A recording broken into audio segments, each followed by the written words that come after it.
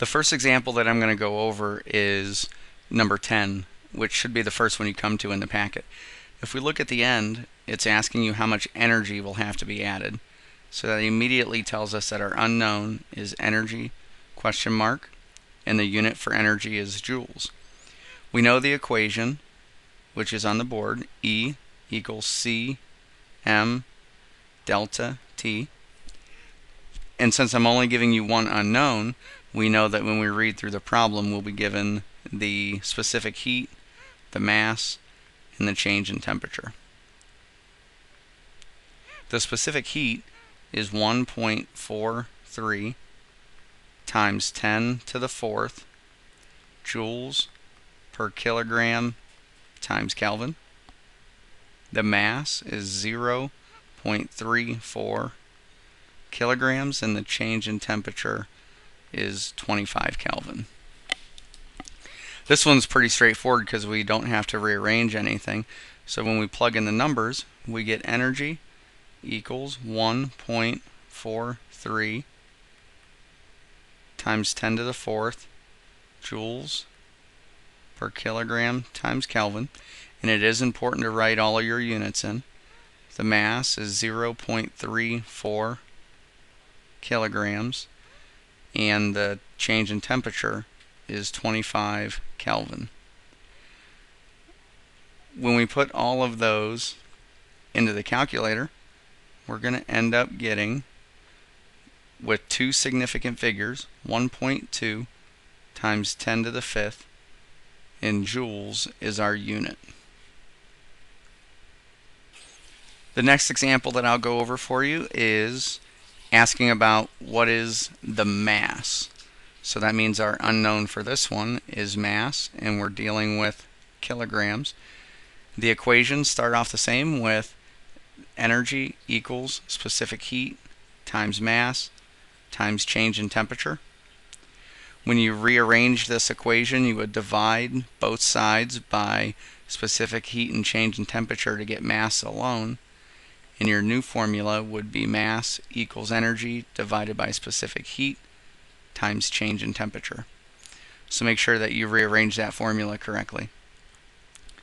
When you plug in the numbers, well, let's go back a step because I didn't put the known values. So if we don't know the mass, that means we're given the energy, the specific heat, and the change in temperature. The energy in this problem is given as 121 joules per kilogram times Kelvin. Actually, that is going to be the specific heat. The energy is 25 joules, and the change in temperature is 5.0 Kelvin. So now when we plug these numbers in, we get 25 joules divided by 121 joules per kilogram times Kelvin times our change in temperature of 5.0 Kelvin. When we plug all of those numbers in, our final answer ends up being, with two significant figures, 4.0 times 10 to the negative 2 kilograms is the mass of the bismuth sample. The third and final example that I'm going to go over for your specific heat homework is asking for what is the specific heat. So that's our value of C. The units for specific heat is how many joules per kilogram to raise a unit Kelvin. So joules per kilogram times Kelvin. The equation is energy equals specific heat times the mass times the change in temperature. The known values, if the unknown is specific heat, the known values will be energy, mass, and change in temperature. Energy, I'm looking for joules, and boom, right there, I can see that during breaking, 1.92 times 10 to the fifth joules of energy is added. The mass, I'm going to look for kilograms, and it's 3.5 kilograms. and the change in temperature is 122 Kelvin. We need to rearrange this formula a little bit. We want to get the specific heat, the C, by itself. So let's divide both sides by the M and the delta T so that it cancels. And our new formula would be C equals energy divided by mass times change in temperature. So let's plug in our numbers. Our energy, we said, was 1.92 times 10 to the 5th joules. And our mass is 3.5 kilograms. And our change in temperature is 122 Kelvin. And here's something that I pointed out on the initial video that you watched for homework. Sometimes you just stop, and before you solve it, take a look at your units alone.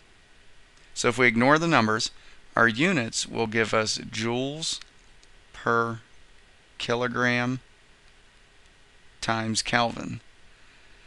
So that's awesome. We set the problem up correctly because these two values equal each other.